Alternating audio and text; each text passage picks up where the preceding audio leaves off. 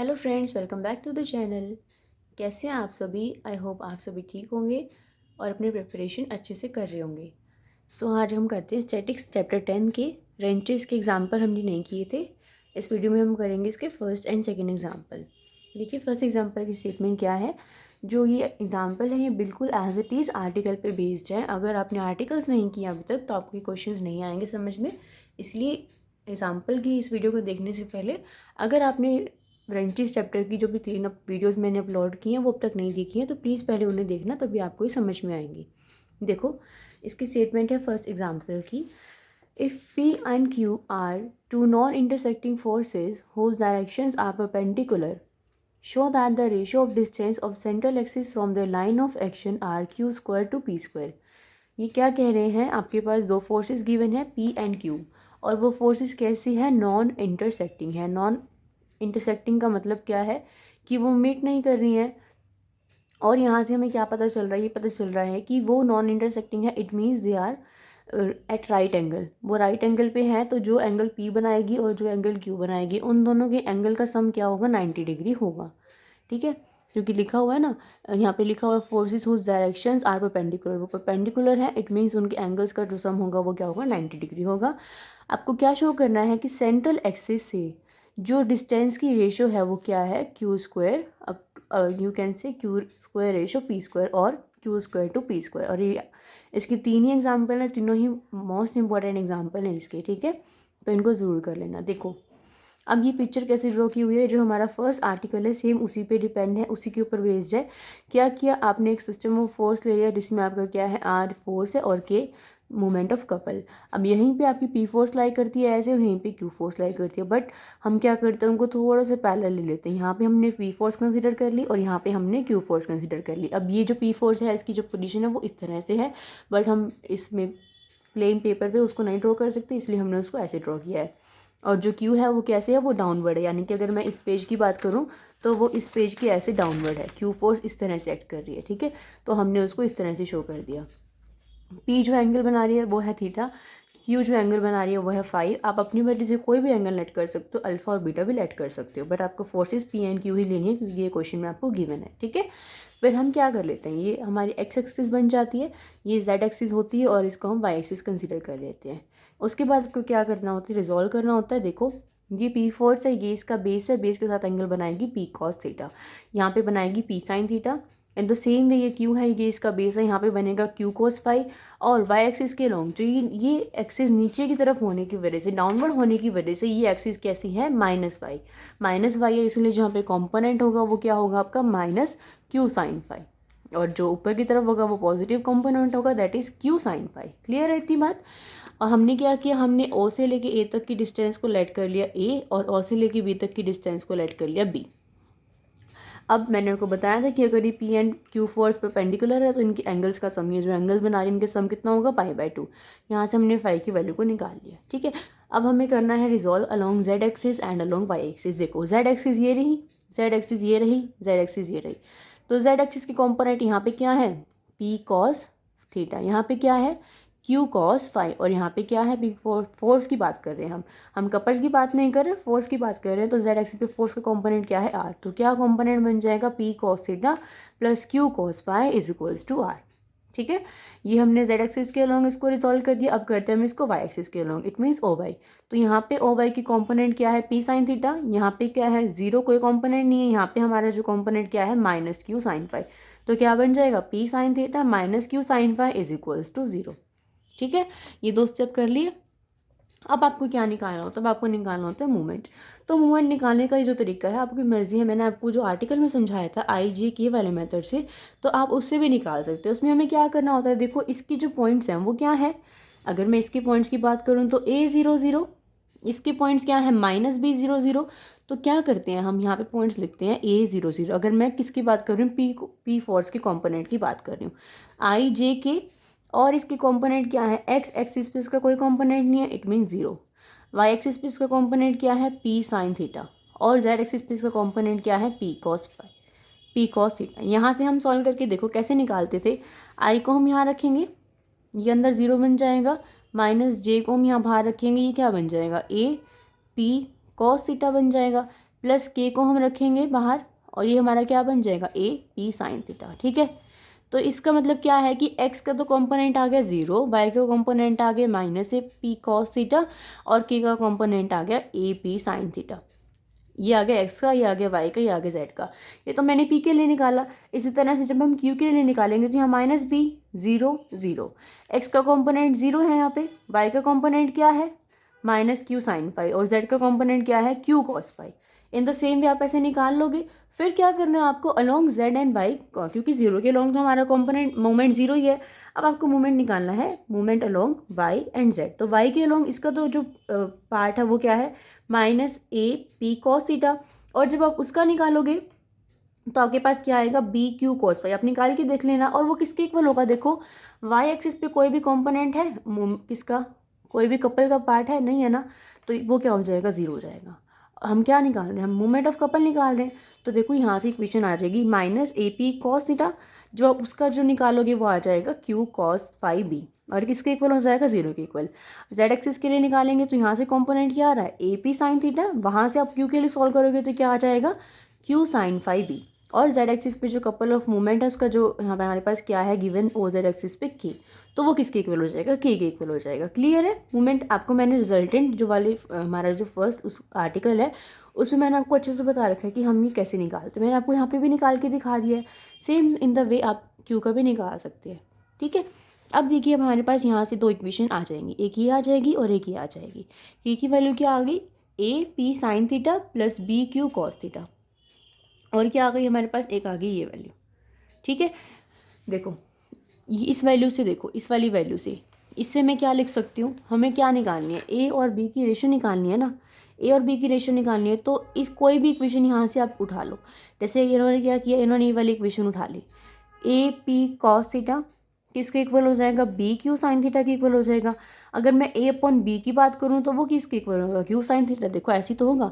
इस इक्वेशन को वहाँ ले जाओ, क्या बन जाएगा A P cos theta is equals to B Q sine theta. ठीक है, मुझे क्या निकालनी है, मुझे इनके लाइन ऑफ एक्शन की रेशो यानी कि ए रेशो बी निकालना है। तो ए अपॉन बी निकालना है तो वो क्या हो जाएगा Q sine theta upon B cos P cos theta. Q upon P sine theta by cos theta कितना होता है टेंजेंट थीटा होता है। और अब इस वाले ट्रायंगल इस वाली इक्वेशन में देखो, इस वाली इक्वेशन में यहाँ से क्या आ रहा है P sine theta is equals to Q cos theta. तो यहाँ से क्यू बाई पी की वैल्यू क्या आ जाएगी sine theta by cos theta that is tangent theta. तो यहाँ टेंजेंट थीटा की वजह से टेंजेंट थीटा की प्लेस में मैं क्या पुट कर सकती हूँ क्यू बाई पी। तो ये क्या बन जाएगा Q square by P square. देखो ये जो दो इक्वेशन है ये क्या दे रखी है, तो हमने अलोंग द वो लिया हुआ है, ये परपेंडिकुलर दे रखी है और अलोंग द वो दे along X Y axis and Z axis दे रखी है। सेम यहाँ पे इन्होंने ऐसे एक बार तो इन्होंने अलोंग ले ली और एक बार इन्होंने वैसे ले ली। ठीक है, तो इसमें कंफ्यूज मत होना, एक बार इन्होंने साइन कॉम्पोनेंट ले लिया, एक बार इन्होंने कॉस कॉम्पोनेंट ले लिया। ओके क्लियर है। तो यहाँ से हमारे पास ए और बी की रेशो क्या आ गई Q square upon P square. हमें ये तो प्रूव करना था, हमें ये प्रूव करना था कि शो करो कि जो रेशियो है डिस्टेंस की सेंट्रल एक्सिस से इनके पी और क्यू फोर्सेस की लाइन की वो क्या है Q square upon P square. हमने प्रूव कर दिया। ठीक है, अब देखिए सेकंड क्वेश्चन भी मोस्ट इंपॉर्टेंट है। Show that the minimum distance between the two forces which are equivalent to a given system are comma के and which are inclined at a given angle to alpha is 2k by r cot alpha and the forces are then equal to this।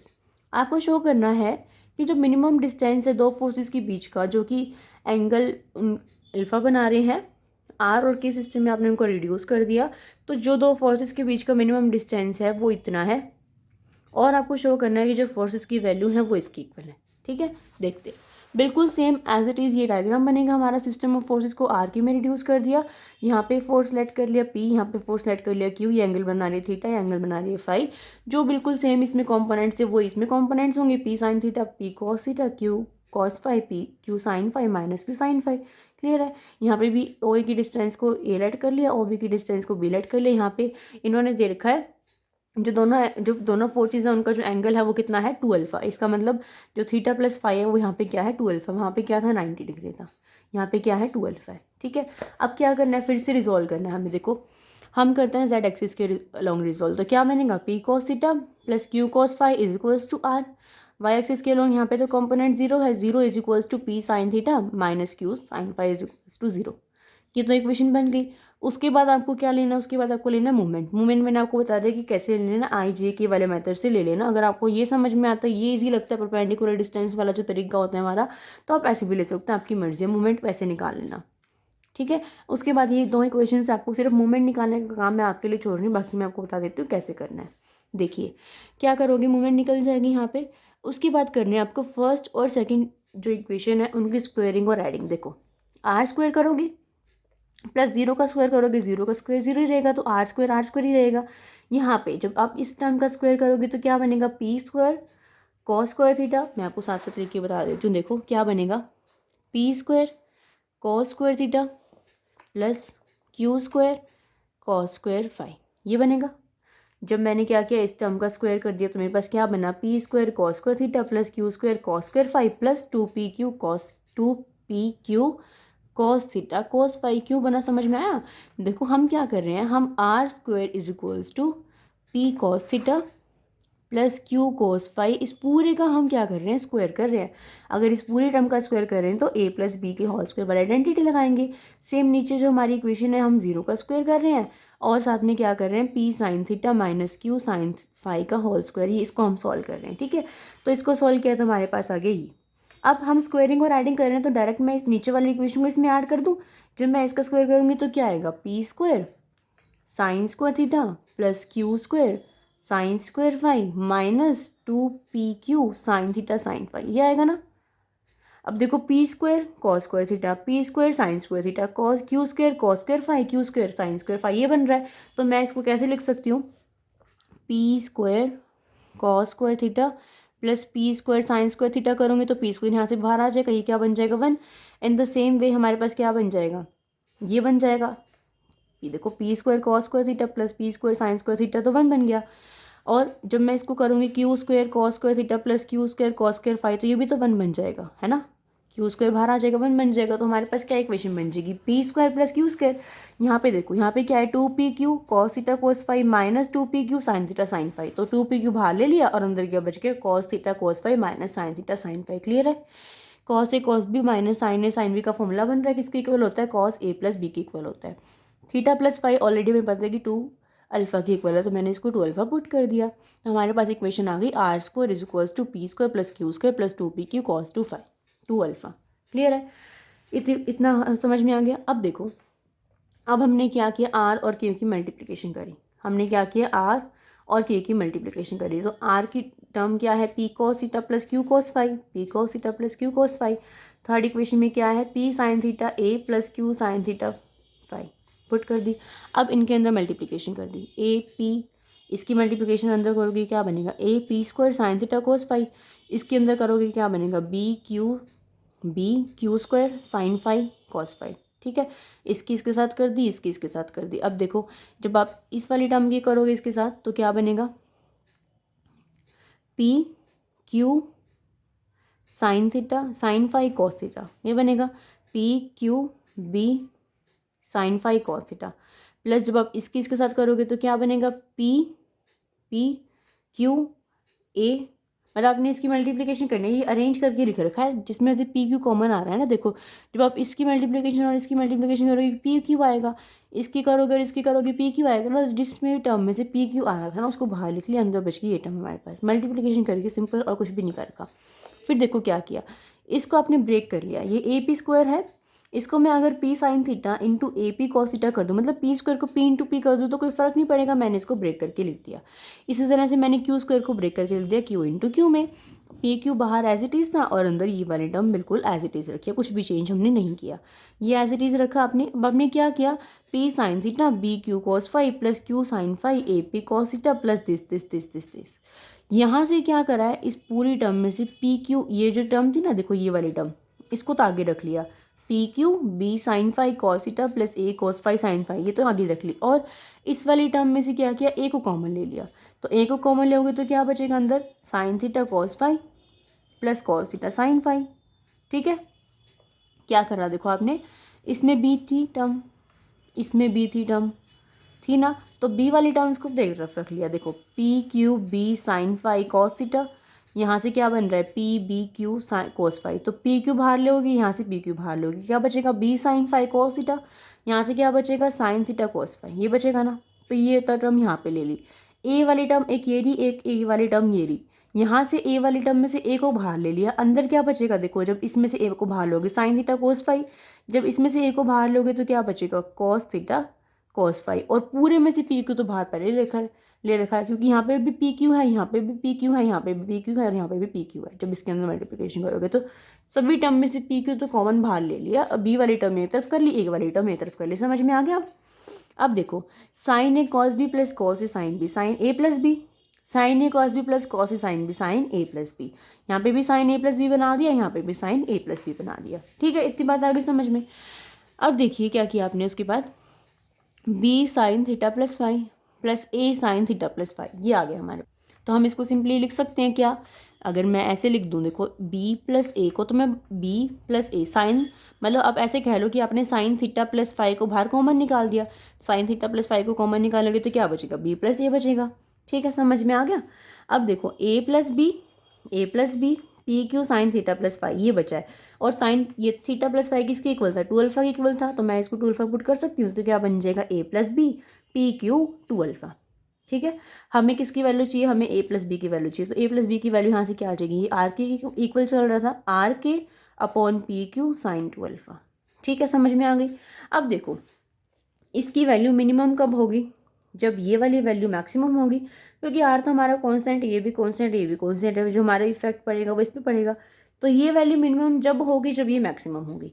तो अब मुझे वो equation देखनी है जिसमें मेरा P Q आता हो। तो जो इक्वेशन है जिसके अंदर पी क्यू मेरा आ रहा है वो कौन सी इक्वेशन है, देखो वो है हमारी 5th इक्वेशन, ये वाली। इसके अंदर हमारा पी क्यू आ रहा है, तो हम इस इक्वेशन को सॉल्व करेंगे। देखो क्या है ये equation, R square is equals to P square plus Q square plus 2 P Q cos 2 alpha. अब इसको सॉल्व कैसे करेंगे, देखिए ये आपको लर्न करना पड़ेगा। इसके अंदर देखो मैं आपको पहले करके दिखा देती हूँ। ये क्या है, P square plus Q square plus 2 P Q cos 2 alpha, ये ऐसे है। अगर मैं इसके अंदर